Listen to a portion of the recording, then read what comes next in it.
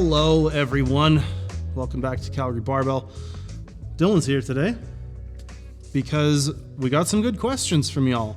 For anybody who isn't up to speed, we've been doing a sort of question of the day, best comment question that uses the secret word that will be found somewhere in this video will win a gift certificate for a Calgary Barbell t-shirt. We actually had two this time, right? Yep. So we have two questions. That means 2 gift cards, 2 answers. I realize I'm flipping all the British people off right now. Sorry, two.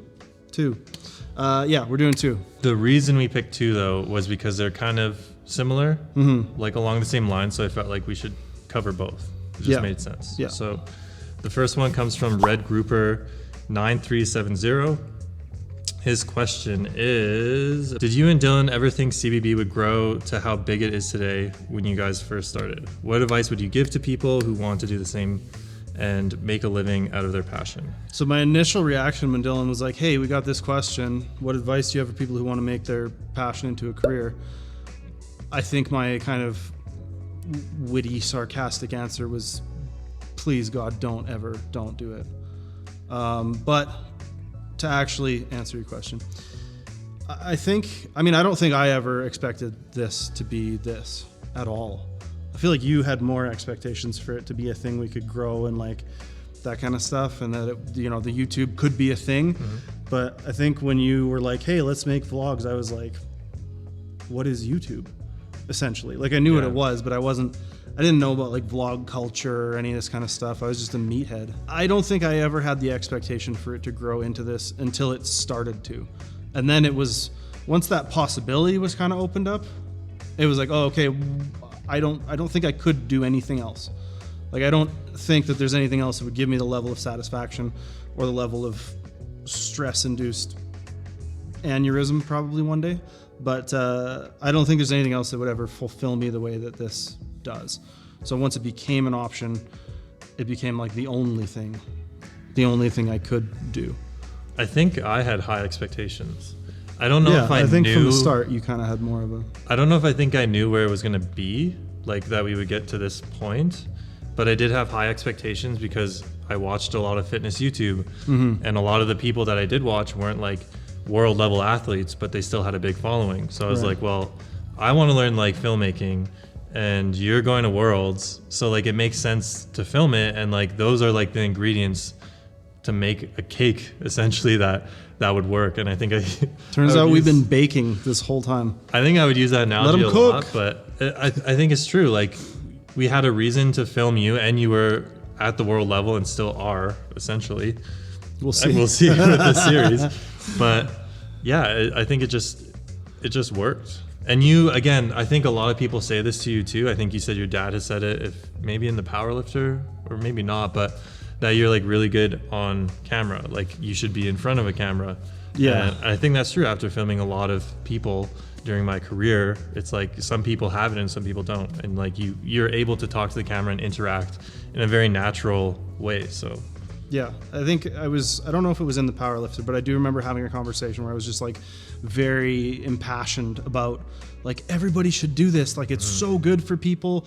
Like more people should be lifting. And I just like went off on this kind of tirade about the benefits of lifting and like it's myriad of ways that it enhances people's lives into their later life as they're aging. And like more people need to look at this as a serious way to kind of maintain their youthfulness and blah blah blah.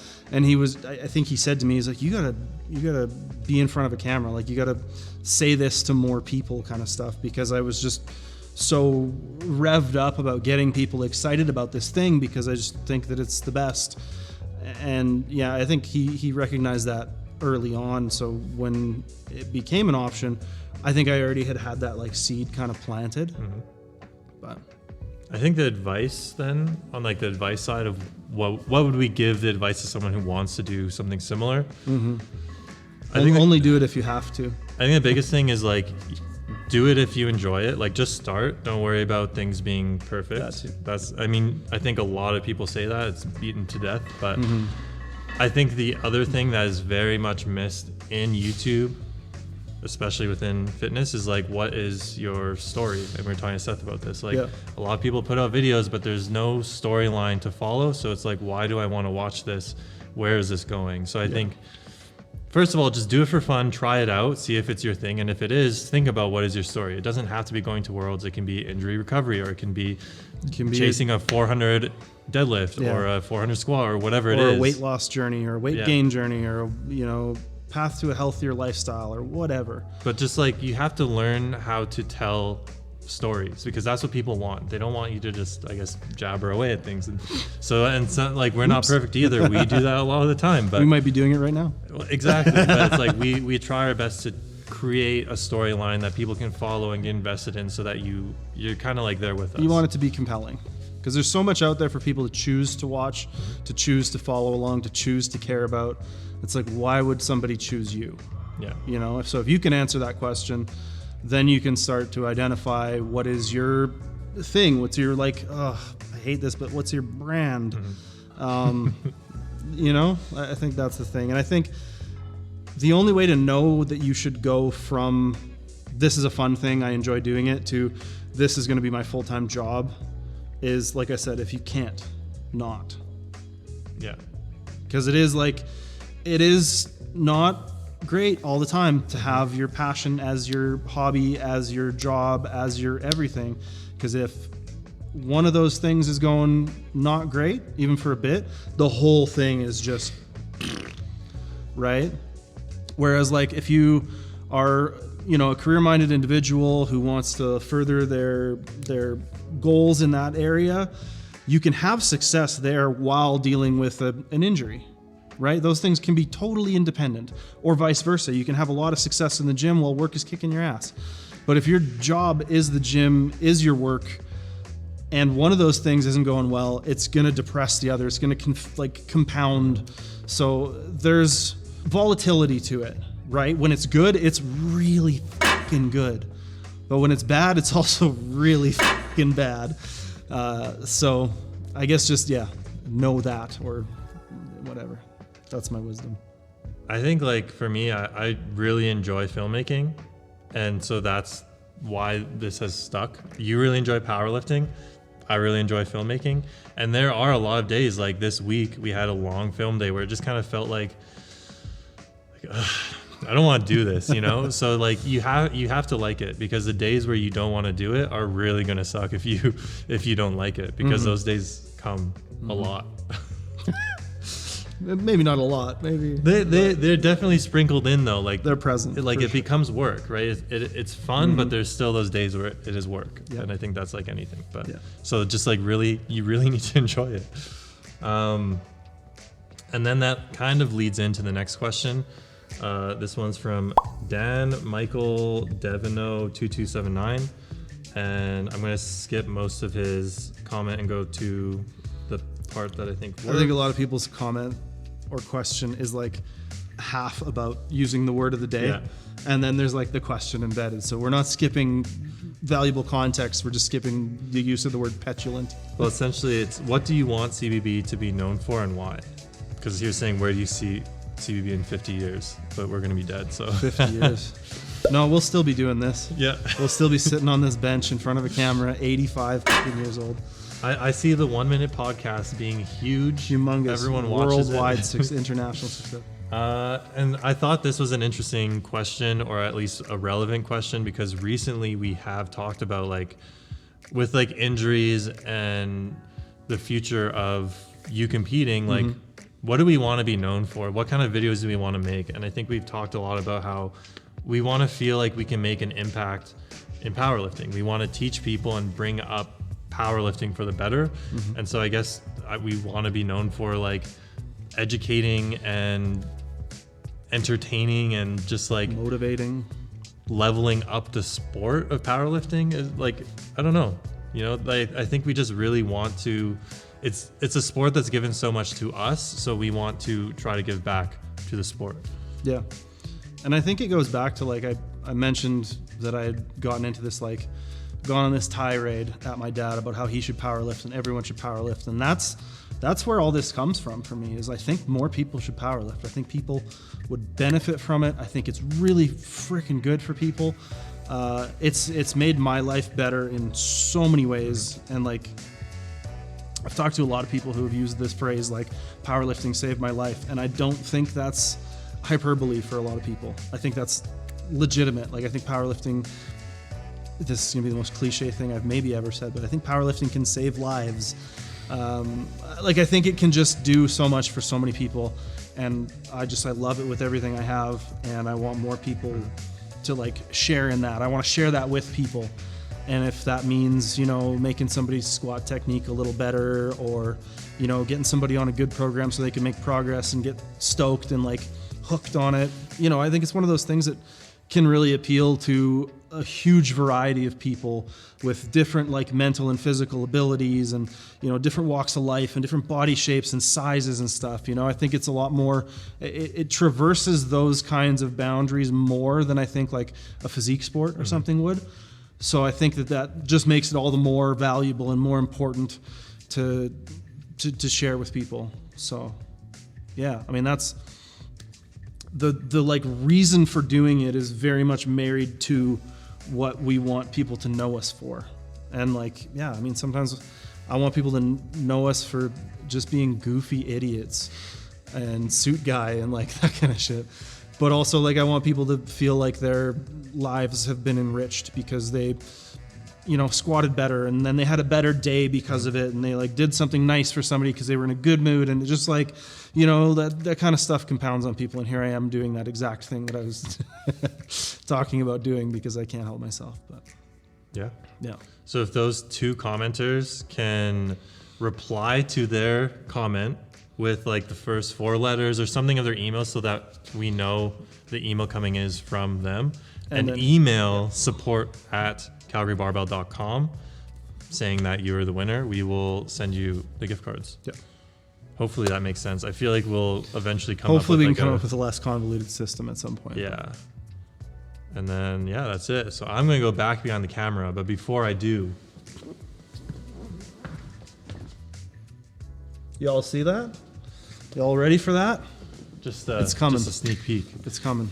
Okay, now we're gonna get into week 1 of real lower body training. It's been a while. It's been a long time since I've done, you know, squats and deadlifts. I did a little bit maybe at the end of last block, but this is a much more structured, sort of systematic approach. So currently training for Western Nationals as best I know. I got to do a little more recon on a couple of Quebecois lifters, make sure or see if they're going to do Westerns or Easterns. That may affect my decision, but I think at this point we're aiming at Western Nationals. So Monday came in and started with my high bar squats. Got 110 kilos for a set of 4 at nothing RPE. So we'll call it 5 to start with, just so we have some numbers to work with. Also did some comp bench, 4 at 9, I believe was the prescription. I think I ended up around an 8.5, but benched 165, 167 and a half. I don't know my training, Dylan, I'm sorry.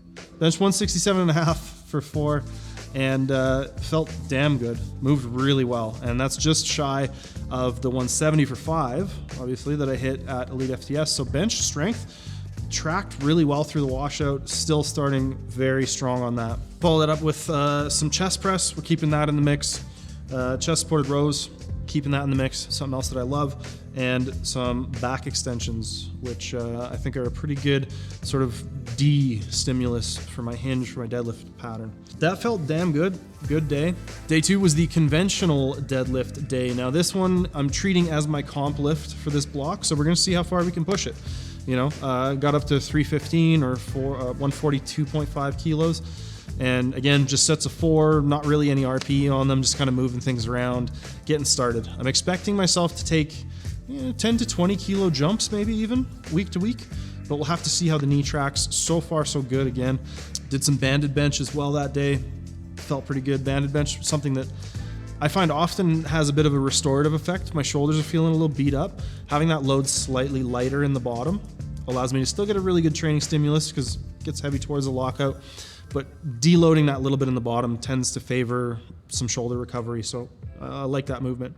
And then went through the battery. We're keeping batteries in there. So we got some sort of pec fly, we got some front delt raises, we got some tricep work, and finished that day with the belt squat, which is going to be something that I'm going to be keeping in there. And was excited again to be able to, get onto something very relatively specific and push it pretty hard. I was very sore after those myo reps and the battery on Wednesday, so came in Thursday feeling a little stiff, not amazing. Had some pretty high fatigue markers, so it was like one set of everything kind of ripped through it.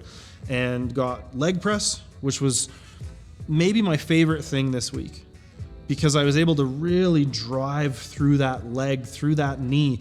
And it's been, my knee's been kind of so I haven't been able to push through that quad without just really pissing off the knee. So I've been having to do more work with the right, and it's been weird. But this was I was actually pushing into it. I think I got to a legit, 6 or 7 RPE with a lower body movement in a push stance or a push sort of pattern. And that felt freaking really good. Followed with some close grip bench, which was because of the fatigue in my front delts, the close grip felt slow, man. It was sloggy. It was not great. Probably 7.5 kilos lighter than it should have been. But it was the right load for the day. Finished that day out with some lat pull downs. We got these real dope, knockoff prime handles. They're knockoff prime handles. Anyways, but you can rotate the supination versus pronation. We have a wide one and a narrow one, so really been enjoying a lot of different cable row and pull variations there. And finished the day out with one of my favorite sort of hip and hamstring exercises recently, a single leg landmine RDL. Now, before nationals, when I was rehabbing my knee for the first time, it actually was one of my, I think, best indicators for feeling strong and healthy. And that movement for me gets into my glutes in a way that I don't think any other movement has. So stoked on those. And today, the final day, we got a little bit more specific deadlift, kind of. I'm doing pause deadlifts for 6s. So again, super light. I did one set at 245, one set at 265. And those felt really good. Again, able to sit all the way into the conventional pattern that's most comfortable for me. Able to push into the pause, able to push out of the pause. Those are feeling really smooth, really good. I'm excited to load them up. I was saying today, I just want to do, I'd like to do 300 for 6 kilos. I think that would be cool. 660 for 6. That would be really, really cool, in my opinion. Dips as a primary push movement today. I don't think I've loaded dips quite like that ever. At least not since early days. I was telling Seth as well today, I had read or heard something about how if you want a big bench, you got to do dips heavy as hell. And I think it was actually an Elite FTS article. I don't know whose it was. But I went in the next day and just hurt my shoulder so bad doing heavy dips that I had no right to be doing. And I don't know if I've done much for dips since then. But I've trained dips a few times recently. And today I actually loaded them up. Had what would be 70 extra pounds around my waist for a set of 8. It's pretty good. Another battery, so a bunch of front delt, tricep, pec stuff. Just still trying to get big and look like I lift. And then split squats. So we've been using this leg extension over here that you might be able to see or not, and using the pad on it as kind of something to put your foot on for the Bulgarian split squat. I got the idea from Dylan because he's pretty smart, and that was also cool. 60 pounds, 30 pounds in either hand, and Bulgarian split squat on this knee. And I was like, yeah, you're gonna do the work. And it was I'm trying, and it's okay. It's not good, but it's okay. And that was the conversation I had with my knee during that set. I think I'm drifting. I think we're drifting off the point. I'm hoping this shirt doesn't make me look rotund. In case anybody's wondering, that's the word of the day. But I think that's probably a decent enough place to wrap it up. We have the apparel coming. As you can see, we've got some of it. Dylan showed a little bit earlier. We've got some more coming. Very exciting. November, we're thinking, 20-somethingth, maybe. And yeah, make sure to check out the Calgary Barbell app and our coaching. Everything is at calgarybarbell.com. We have a fantastic roster of coaches. If you're looking to work with somebody one-on-one and form a phenomenal meaningful coaching relationship, our people are the best people, and I back that without question. And bye.